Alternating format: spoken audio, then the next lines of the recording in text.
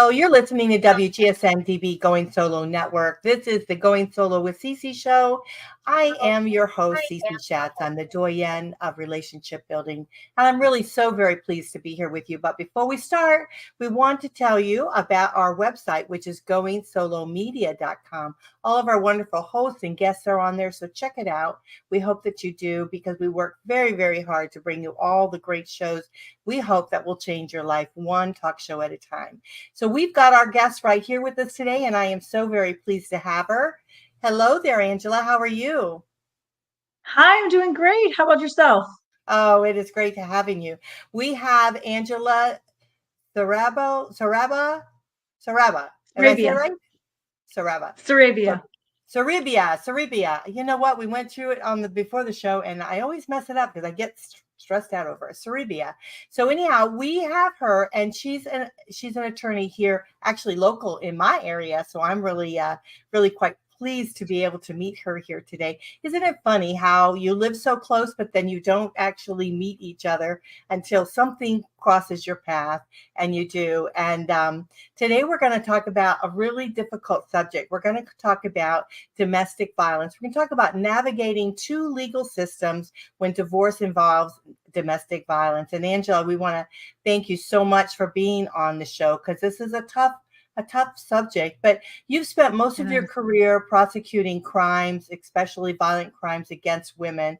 While you were a prosecutor, Angela, you won awards from two local domestic violence organizations, the Sunrise of Pasco County and the Salvation Army Domestic Violence Program. So we want to thank you for your service to everyone. It's just amazing what you have done in your career. And then we're going to talk about the latter part, some kind of fun stuff, right? Where you wrote a play, and where that's going. So we're going to cover everything in today's show. But I want to first start with, why did you decide that you wanted to do and help women in domestic violence?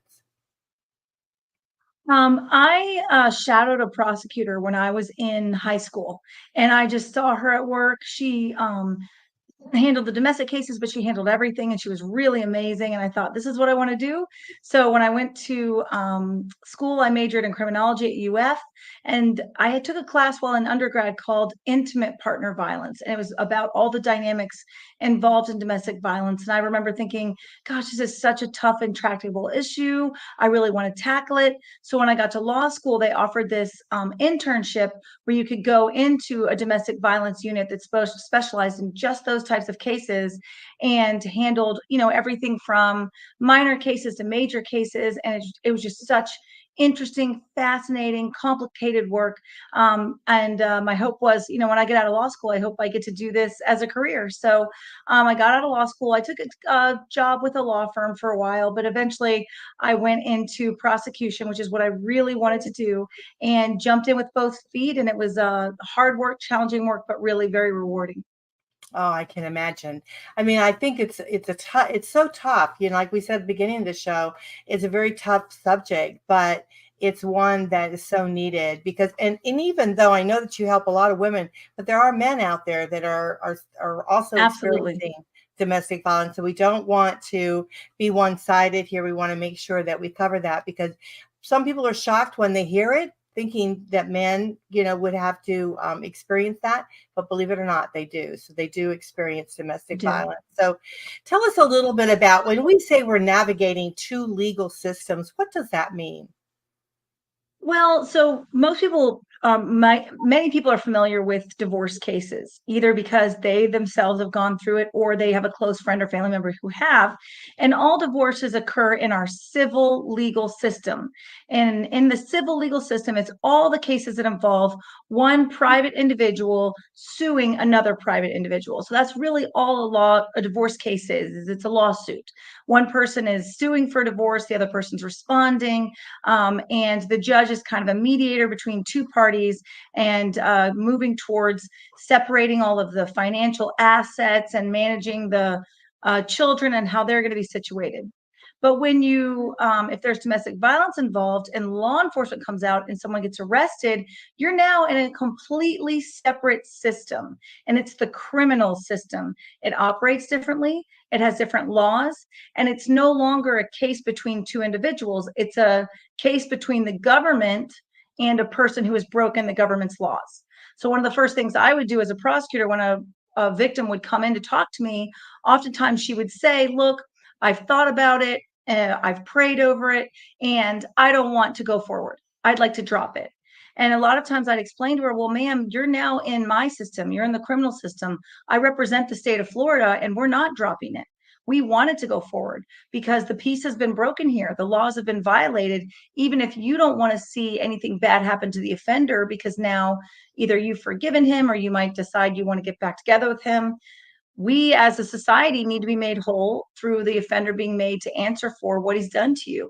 And that may mean if it's a first offense, maybe he has to attend some mandatory counseling, to go to some mandatory alcohol treatment, do some other things. Or if he's a repeat offender, he may have to spend some time in jail, even if you don't want to see him go, because it's no longer about purely what you want. This is a case between the government and this individual who's broken our laws.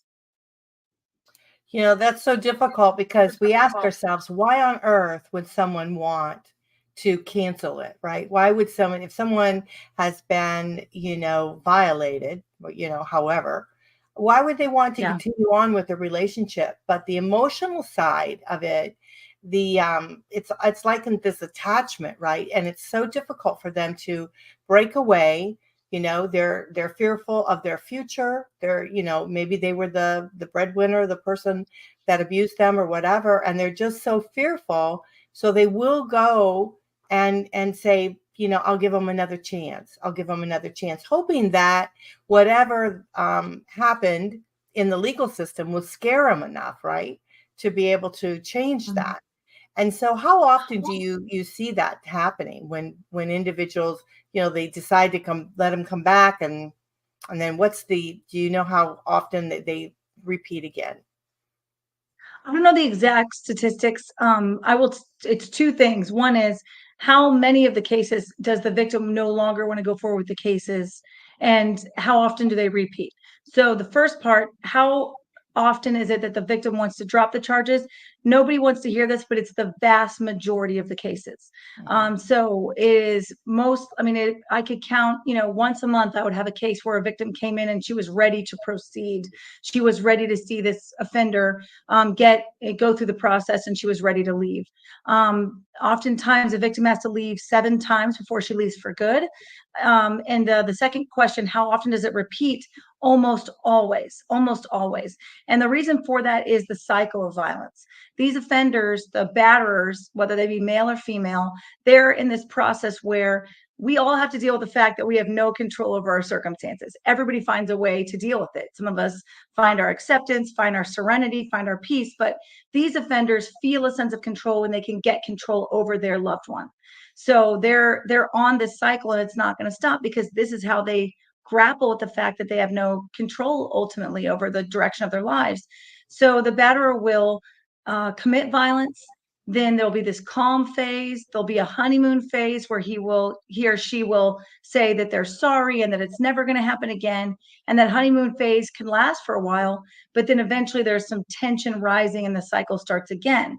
Because that cycle repeats itself, but the whole time the offender's saying, look, you caused this, you upset me, you're the cause. If you just do this right or you do that right, it won't happen again.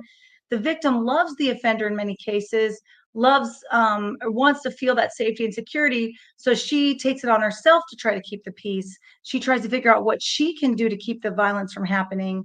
And so she's already in a losing battle, because the violence occurs because of him, not because of her, because of the batterer, not because of the victim. So she's already not going to succeed. And when the violence happens again, she just feels stuck. So a lot of times we're coming at it from a place of feeling safe and feeling whole. We feel like if violence occurred with us, we would never allow it. So we can't understand why the victim behaves the way that we do. But I actually think we can all relate to being in a relationship for too long. I mean, every one of us has sat in a relationship, put up with things we should not have had to put up with, and stayed with the relationship much longer than we should have. And there could be a million reasons for that. Maybe our family likes our significant other, maybe the kids, we don't want to see, we want the kids to have the significant other in our lives. Could be finances. It's hard to disentangle those things. Who gets the dog? Who's going to live where? And all those things are still at play when there's violence going on. And if you talk to a survivor of violence, they will almost always tell you that the violence, the physical stuff, the bruises, that was not the worst part. It was the emotional abuse. It is being put down all the time, feeling worthless. And as counterintuitive as this is, the violence doesn't push us away. The violence makes us feel more worthless, so that we start to feel like, we're not worth anything. And if this person isn't in our lives, then we're going to be alone. And sometimes victims are codependent. So they find their value in being approved of by their batterer and being trying to make themselves seem worthy to their batterer. And all of that really complex dynamic is at play. So it's not purely as simple as, well, he's hit me, so I'm just going to walk out the door. Yeah, many people think that, and it's truly, especially if they've been married, they have children, they've got time, and there was a period of maybe when it was really good, and so you kind of Yes. keep going back to that. Oh, it was good, it'll be good again. If I just do this, it'll be good again. Well, if you think about like how oftentimes we have sat maybe after a fight or disagreement in our own relationships, we think, I don't like this about him, but I got to take the good with the bad. I mean, we often love so much about our significant other, but there are things that we don't love. And we think, well, gee, if I could just get this part of him, maybe he's late to everything. If I could just get rid of that part of him, I like the rest. So you don't always want to throw out the baby with the bathwater. And as crazy as it can seem with the violence, is much the same way. Those are things we can all relate to. Some things that are pretty extreme, but are at play for many domestic violence, real domestic violence cases. The batterer may have said to her, if you leave me, I will find you. If you go, it will be worse for you. And some of them mean it. I was telling the story, I've told it several times. I can remember the first time I was at UF working in the internship in the domestic violence unit, learning, working, loving it. And I come in one day and everyone's quiet. Everyone's whispering. And I'm looking around like, what happened? And one of the victims that we had been working with was murdered. And it happens in every domestic violence unit in the country. I mean, they don't all make it. So sometimes a victim is in great fear that if she leaves, that she might be murdered. And sometimes they are.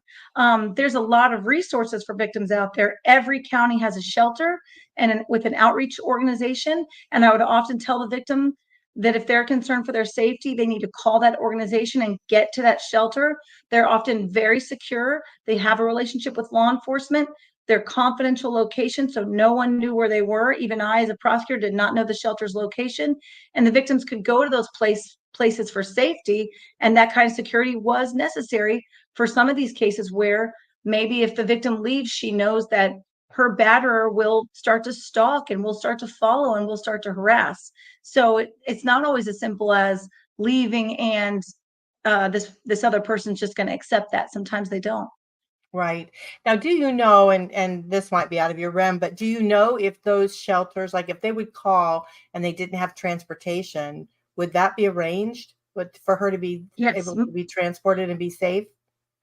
Every shelter is different and every shelter runs differently, but most have transportation. So it's a simple matter. They all have a 1-800 number. And usually it's not purely a shelter. It's a domestic violence organization. I think there's a 1-800 number. Maybe we can put at the end that, oh, maybe you've got it there. That victims can call. So you call that and they'll route you to your local shelter. That shelter will have a toll-free number and an outreach organization. So sometimes they don't just provide transportation, but they provide all kinds of services while you are there. It may be transportation to get the kids to school. It may be somebody to help and assist with the domestic violence injunction, the restraining order. It may be counseling. Every county is different, but some are really well-funded operations that have a lot of services there for victims. So I highly encourage a victim who's truly concerned for her safety to think about availing herself of that support. One thing we haven't talked about is how much victims can get isolated. That's what oftentimes keeps them from leaving is the batterer has not allowed them contact with family and friends, or because most oftentimes anyone who cares about the victim doesn't like the batterer, that the violence has been isolating. People have stopped talking to her. They've stopped calling her because they wish she would leave this person. So she finds herself alone. So that domestic violence organization is automatic support, instant support. And oftentimes, because the victim's isolated, it's support that they sorely need. And maybe the batterer hasn't allowed her to have any credit cards or money or a job. So she truly has no way to truly leave the house. And that's where these organizations can provide transportation to a shelter and start to get her back on her feet. Oh, that's great news. I tell you, it's such a sad thing.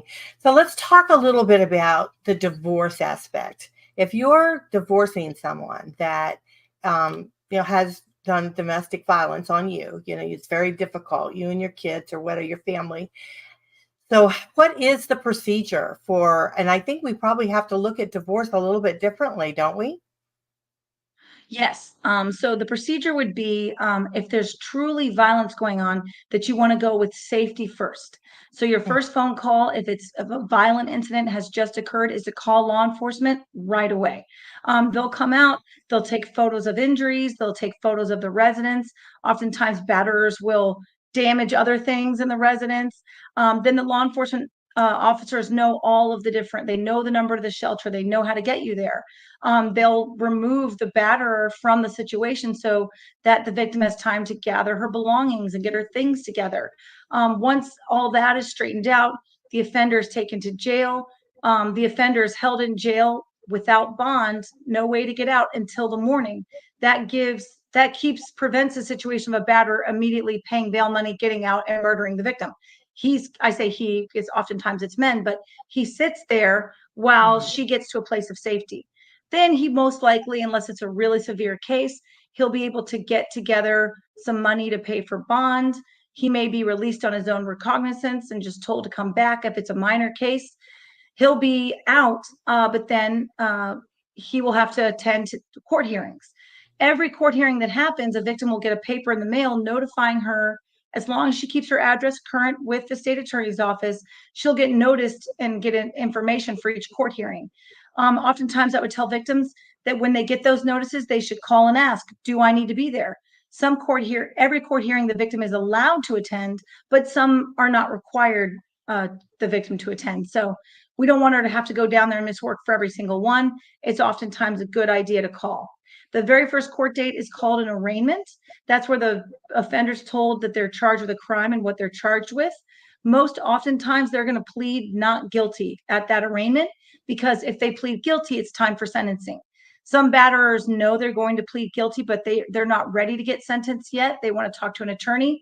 So a lot of times I'd have a victim burst into tears on me at the arraignment. Why is he saying he's not guilty? How can he say he didn't do this? And I would just be explaining, well, they're just pleading not guilty because they're not ready to get sentenced yet.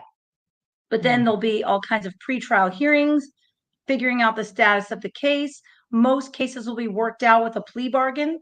The state attorney's office will, for first-time offenses, just want the batterer to attend some classes to go on probation. The victim may have some things that she'd like to see, and a prosecutor will want to hear about that. Like maybe she wants him to get some counseling for drug addiction or alcohol dependency. Some of those things can be worked in. So I would also say, talk to your prosecutor about what you'd like to see happen. And then eventually the case is concluded. The divorce happens after the law enforcement's called, after the victim's at a place of safety. Let's say she knows this is not manageable and she's not going to want to be married to this person anymore and she wants her divorce. Then she initiates that case, and it's at that case that all the finances get separated. The house, the cars, the kids, the dog, it all gets separated. And what can be confusing is that the divorce court will order that certain things take place. And sometimes, because they're in two separate systems, the divorce court will order to something that conflicts with the criminal case. For example, the criminal case, the judge is most likely going to want no contact to be had between the victim and the offender, because the court doesn't want the offender trying to intimidate the victim. So that order is going to be issued. But in the divorce case, if the divorce judge doesn't realize that there was domestic violence and is not aware of the criminal case, that judge may order the parties to negotiate and mediate and talk. So you've got to kind of, maybe if you've got an attorney, make your attorneys aware of each case so everybody knows what's going on. But the divorce case will proceed with all those hearings, rarely goes to trial, usually will culminate in an agreement which will be accepted by the judge, and then the parties will get divorced. Further complicating everything is that many victims who are truly in fear will need to get a restraining order. That's another court case, and that's going to be in civil court, much like a divorce. And in that arena, a victim is suing to force the batterer to do or not do something. So in the case of a restraining order, it's to not come to places she frequents, like her work, like the kids' school, like her church. Once she gets that restraining order, it allows law enforcement to pick up the defendant if they're seen in the vicinity of some of these locations. And it doesn't require the victim to sit there and wait until the defendant does something criminal before he gets picked up. So those are enormously helpful. And they also signal to each and every court that violence is going on and that the victim is serious about leaving. Many jurisdictions are finding out how hard it is on victims to have all these different things going on. So many are trying to create unified courts that are called family courts that handle a lot of these things together. But it's been spotty. So it just depends on what's going on in your particular jurisdiction. Yeah, that could be very, very difficult. I could see. And also extremely, I would think, time consuming, because you're having to go back and forth between these different courts and everything. So that makes it even harder for families, because if she has to be, or he has to be in an in a safe house or in some place to be able to be secure, then it goes on for a long time. And when you're talking about then just like going someplace, shutting the door and being safe, and all your assets and everything you own are really out there for someone else to do whatever. Meantime, how do you pay for all this? I mean, what happens to people that are trying to work and they have to be in a safe place? I mean, how does this work? I can answer that. So every organization is different, every domestic violence organization, but many of them have people volunteering coming in-house to help out. So they may send somebody with her to, and then they're the experts. They do this all day. So they know how to go, who to talk to, how to go to get the restraining order. They know about the criminal case. She can have her mail sent there.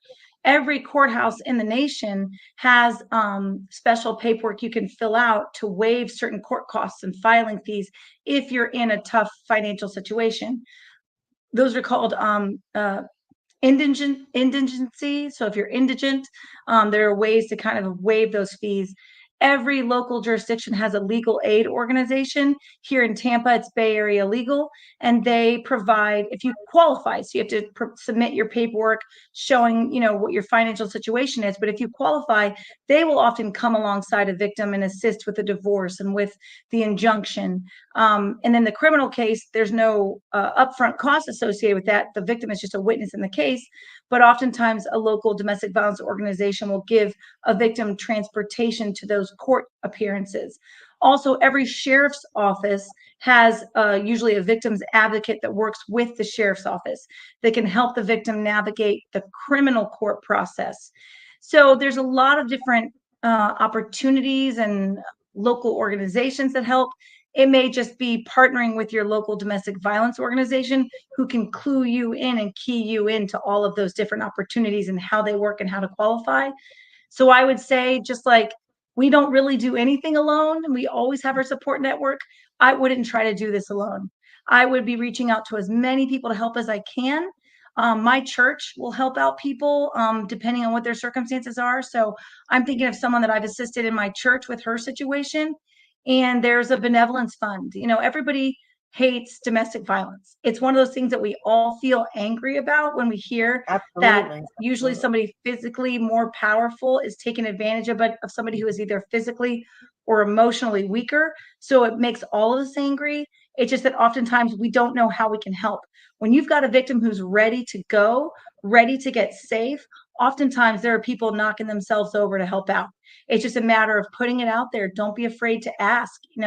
We have a really individualistic culture here in America, and a lot of times we are super afraid to put anybody out of their way.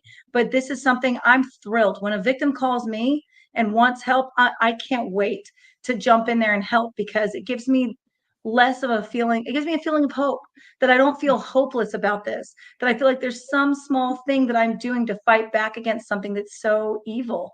So I would say reach out for that help, but there's a lot of assistance out there. Yeah, I'm so glad that you know so much about this.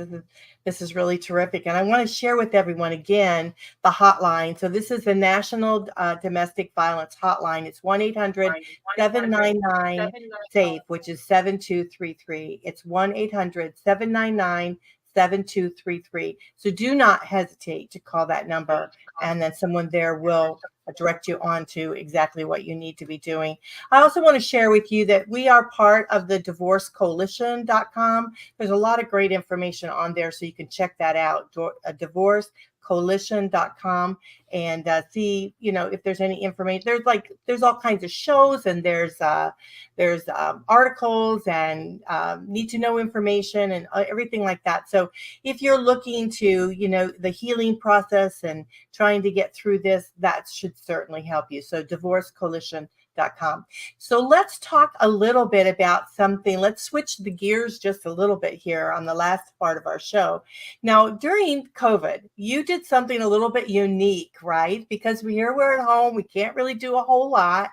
And so you came up with an idea to really share your talents and your knowledge. So share with us what you did during COVID. I wrote a play. So community theater is something I do as a hobby in my spare time. When I was in the courtroom, I'm not a prosecutor anymore, but when I was, going in front of juries, there's not a lot of difference between going in front of a jury and going in front of an audience sometimes. So it kept me sharp. It let me get out a lot of my creative energy. But then when the pandemic happened, it went away. You couldn't do rehearsal, you couldn't perform. So I started to write, and I took, and the first piece of advice anybody ever gives you is write what you know. And I knew so many stories of what, not just violent incidences, but what led up to it.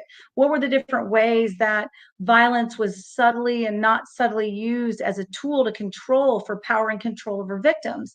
So I was like, I can write about that. So I wrote a story about a woman who's in her midlife, and she's a little bit shy and a little bit timid, but she comes in to work on a Saturday, and she encounters two criminals breaking into the office.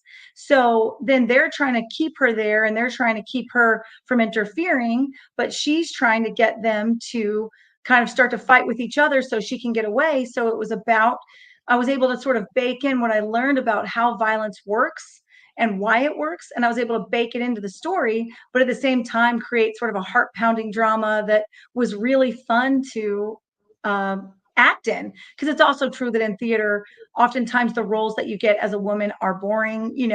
You're the, happy mom in the background cleaning up or helping everybody talk about their problems, but you're not getting to do anything fun. So once I wrote this, I got my local theater to put it up, and I got to act in it. And so I'm fighting these bad guys, and it was just so much fun. So I sent you a link to the website that I created. You can see a production of the play, so you can actually watch it. You can watch a trailer we shot for it to kind of give you a flavor of what the story's about. But part of what I baked into the story, and you'll see that if you watch the trailer, is that when women encounter violent crime, we start to think about the people that we love, the people that love us. That is what motivates. When a victim leaves, it's because she leaves for her kids to get them safe, or she leaves because her mom wants her back home somewhere safe. So it's because of our loved ones. So you'll see that come through if you click the trailer. The main character is trying to get back to those people that depend on her, that she knows need her. And it just kind of is a way of me to channel what I've learned, but make it ultimately a very hopeful story. Oh, it sounds so great. So here is the website. So you guys, it's just HTTPS colon and then the slash and it's DURESSPLAY.MY.CANVA.SITE and then the slash. So Duress, it's like Duress Play My Canva site. So just kind of remember that. But, we'll put it on our website. We'll have it in our show notes so that all you have to do is just click on it and watch it. But, it is really cool. I mean, I think it's a cool thing to do. And, during COVID, a lot of us were trying to figure out what to do with our time. So I think it's great that you did something positive and definitely will change and help lives. So thank you for doing that. It was fun. Well, we appreciate you. So we're about to really close the show. It's gone by very quickly. So you want to share with us any last words? Yeah, just basically, we oftentimes can feel powerless when we're in a position where we're victims of domestic violence. It's just so important to know that feelings aren't facts. We may feel powerless, but truly you are not. We are blessed to live in a society where there's a lot out there for people who are in your same position, who are ready to get help, ready to stay safe.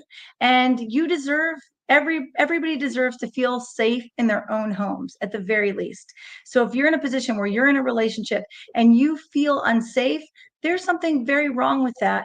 And it may be time to get a hold of that support that's out there and get out of that relationship because you deserve better. Well, thank you so much for joining us here today, Angela Sierra. Her name is spelled, it's Sarabia. So I wanted you guys to know that. And she's in like North Newport Richey area. So if you guys are looking for an attorney, Angela, definitely go to her because she knows her stuff with regards to domestic violence. Again, I want to put up the number for the National Domestic Violence Hotline. That is 1-800-799-7233. Just remember, safe on the end, 1-800-799-7233. And again, I want to share with you, I'm also working with the divorcecoalition.com. And so we've got a lot of really great information on there.